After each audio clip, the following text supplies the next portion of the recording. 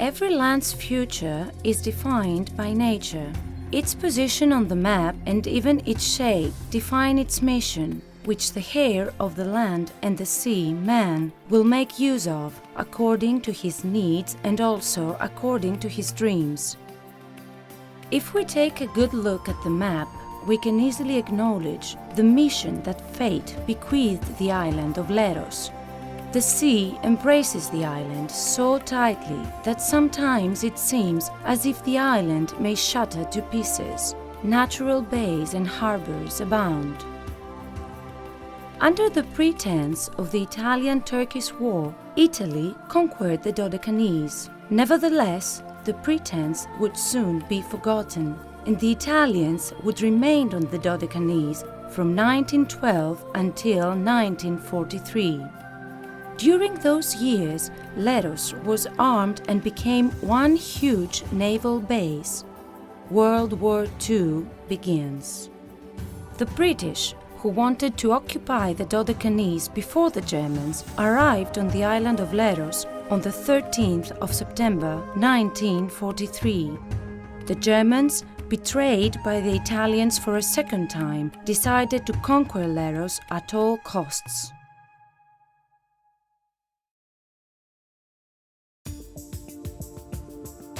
Leros, a frontier island of exquisite beauty, still carries in its heart the indelible scars of the war.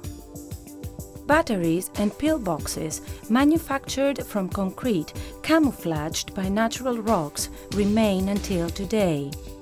They are dug into its mountains like small independent states. All underground galleries and ammunition depots have been blown up. We can understand the magnitude of the bombings from the craters and the shattered rocks which are scattered around the area of the battery. Sizable bases can be found on almost every hill on Leros. Here were based the gigantic Italian cannons with a range of nearly 18 kilometers.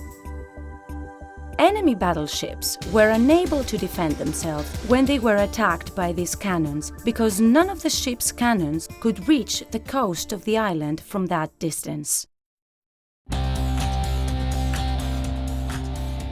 From the Bay of Alintas, where the diving center is based, a team is getting ready to dive to a unique shipwreck museum. The Germans, trying to occupy the island, used every possible means from air and land. A big part of their forces were transported to the island with Junkers 52 aircrafts. The dive begins. A Junkers 52, which was carrying parachutists, is lying at the bottom of the sea. It has been caught by a huge net, and it seems like the aircraft is lying peacefully in a gigantic cocoon. The side machine guns are turned towards the surface of the sea, with the loading clips suspended, ready to fire. They have remained untouched for nearly 65 years. Andreas Hutter, a machine gunner who flew this specific aircraft and is still alive in Germany, said that the plane had been hit hard in the rear rudder. Many men were lost. Looking inside the aircraft, there are helmets, machine guns, personal equipment, and sometimes human bones. Time has frozen. We read an extract from a letter that was sent to Andreas Hutter's family by the squadron leader of the 6th Air Force Squadron, Mr. Ower.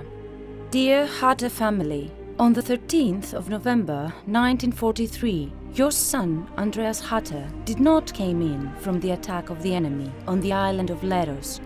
From that day, he has been filed as missing.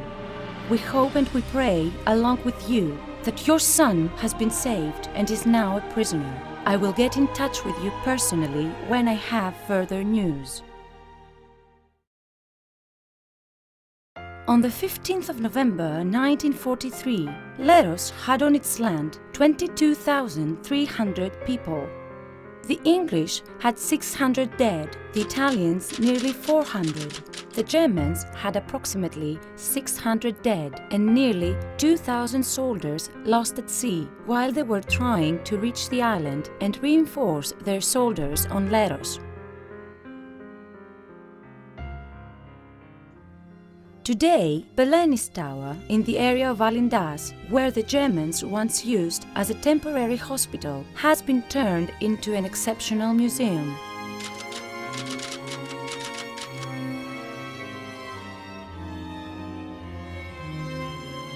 The tower is a building of unique construction that adds an air stolen from the era of the medieval knights. On the ground floor of the tower, valuable paintings, engravings and other pieces of popular art are exhibited. Climbing the stairs to the first floor, time goes backward and a large number of objects are there and take us back to World War II. Helmets of all the armed forces that fought there, soldiers' personal equipment, maps, documents, guns of different range and size. Photographs and many other impressive objects have been gathered here from all around Leros. Findings from the battleship Queen Olga and also from other shipwrecks help us to continue our journey through space and time. Just after his victory, the German General Müller met with the wounded at Belenis Tower. The battle lasted for 52 days. A German officer who had fought from the Polish frontier to the Russian Aegean said that the Battle of Leros was the most ruthless battle he had ever experienced. With a traditional fishing boat, the diving team begins a daily expedition. Leaving behind the Bay of Alindas, passing the rocky island of Tranquility, the team will at last anchor off the peaceful bay of Archangelos. All the natural ports of Leros were either guarded or mined. At the entries of Laki and Partheni, metallic nets were cast. In the warehouses, there was enough material for laying mines all along the coast of Alindas. At the big natural port of Partheni, an Italian anti-submarine boat dragged a huge metallic net which secured the port from one end to the other.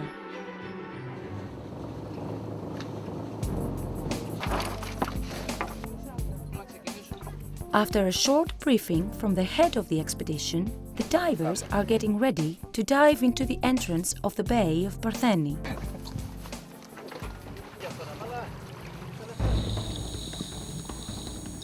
Another shipwreck of unique beauty is visible at 39 meters. It is the Italian anti-submarine boat which carried the huge metallic net that sealed the port's entrance. The workers and the thick cables that drag the metallic net are still there. It seems like this picture is going to come to life and the huge net will rise again. Swimming inside the boat, the signs of war are visible everywhere. A bomb from an enemy aircraft which hit the boat cut her side horribly. Bullets are scattered everywhere. What the divers experience is an indescribable quietness. Each diver experiences a sweet loneliness, immersed in his thoughts and listening only to the sound of his breathing.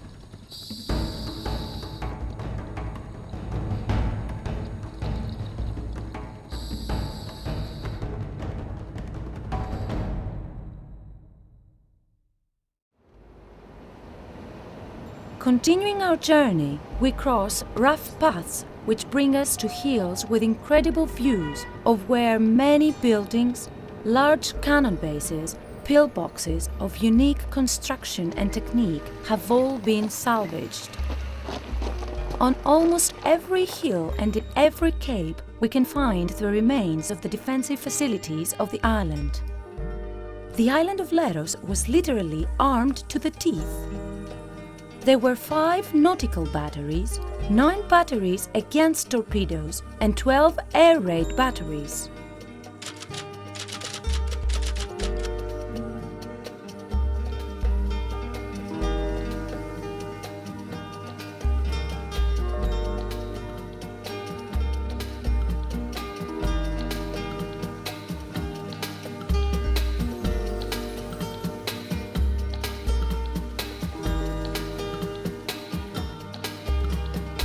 Of the 52 days of the Battle of Leros, during the first 6 there were 300 air raids with 1,369 aircraft flights over its sky.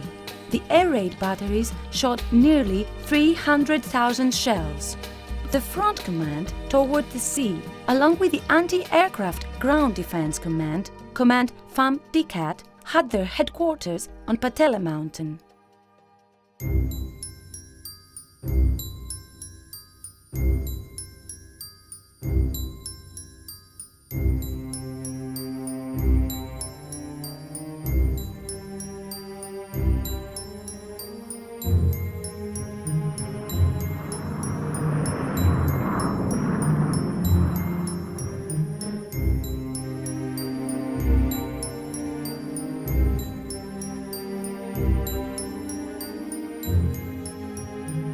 The communication centers of both commands were connected inside the mountain. The secured space of the telephone communication center intercommunicated through a horizontal tunnel with an observation tower which was placed on top of the center.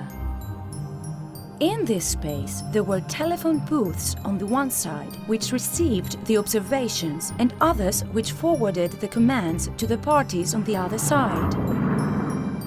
From FAM DICAT command, only the secured space of the telephone exchange center was salvaged. All the rest of the external junctions were completely destroyed.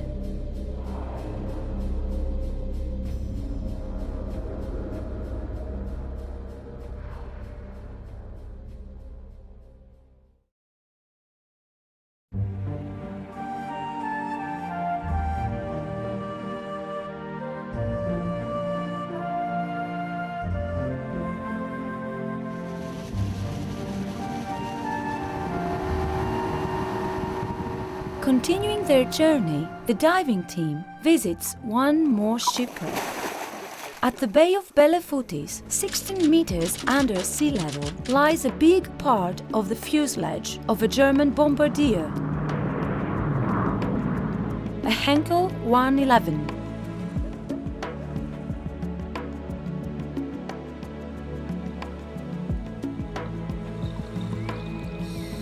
The exact identity of this aircraft has yet to be discovered. It seems to have been dragged there by fishermen's nets. The rest of the aircraft is scattered around and remains to be revealed.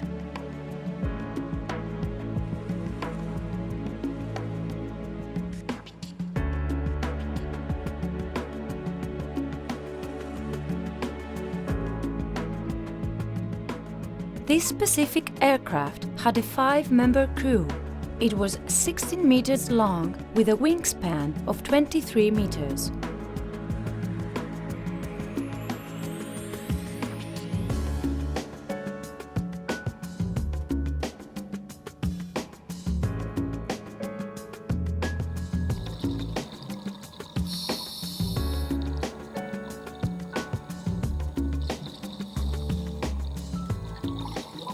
During the landing of the German troops on the island of Leros, the main body of the naval forces landed mostly on the northeast coast of the island. Further north, on Belefoutis Hill, Battery 888 managed to attack 2 landing boats that immediately went up in flames. One of them tried to escape the battle by moving further out to sea so as to have the protection of the anti-torpedo boats. The second was hit from the fire of the 888 battery and suffered severe damage to her rudder. Then it started to move in circles around the rocky island of Strongili, hitting again and again on its grey rocks. This same boat is lying today at the bottom of the sea at 17 meters depth, very close to the island of Strongili. The boat was so severely hit that she was cut in two, divided into two major pieces. Flare pistols and different kinds of armament are still lying at the bottom of the Aegean. The superconstruction of the landing boat, the ramp, and all the other constructions of the boat have collapsed. Observing the shipwreck more closely, somewhere hidden in the sand lies a soldier's gear, his radio, his flask, the soles of his boots, his helmet are lying there quietly.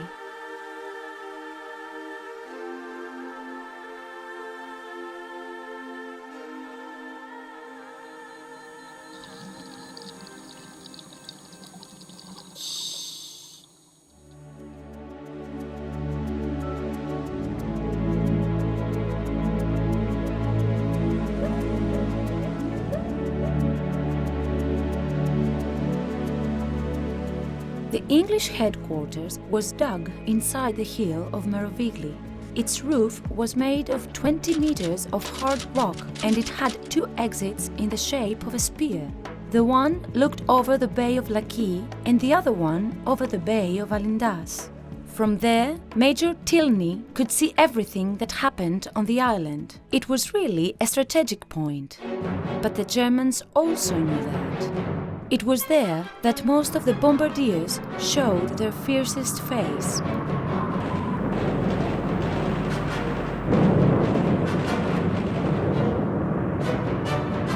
The toughest battle was at Merovigli.